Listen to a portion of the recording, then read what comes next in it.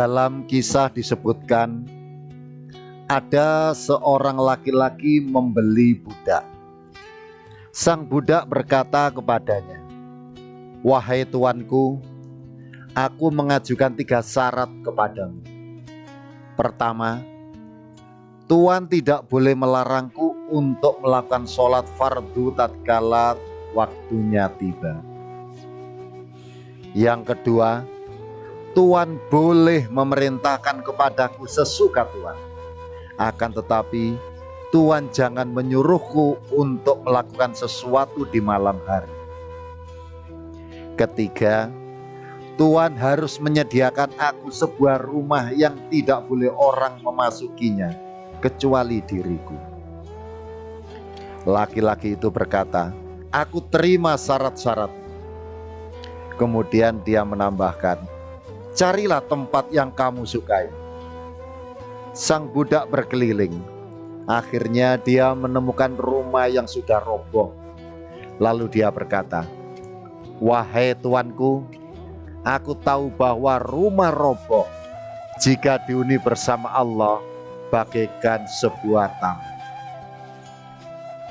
Budak itu membantu tuannya di siang hari dan bermunajat kepada Tuhannya di malam hari. Ketika sang budak sedang asik bermunajat kepada Allah, tiba-tiba tuannya mengelilingi rumah budaknya. Tatkala dia sampai di kamar budaknya, dia melihat ada cahaya yang terang.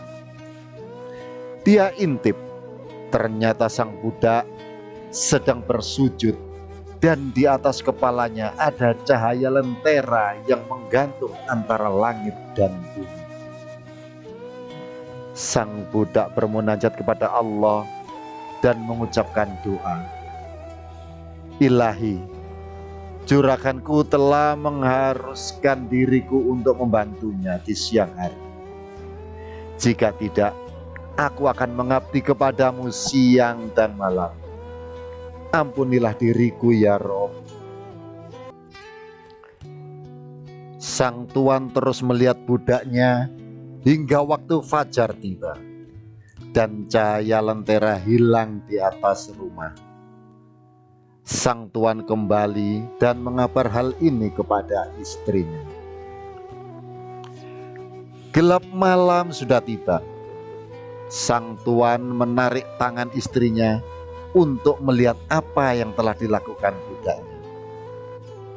Mereka berdua sampai di depan pintu kamar budaknya. Mereka melihat budaknya bersujud, di atas kepalanya ada cahaya lentera yang menggantung antara langit dan bumi. Mereka terus memandangi budaknya sambil menangis. Keesokan harinya, sang tuan memanggil budaknya dan berkata, "Kamu merdeka karena Allah, agar kamu bisa terus bermunajat kepada Allah siang dan malam."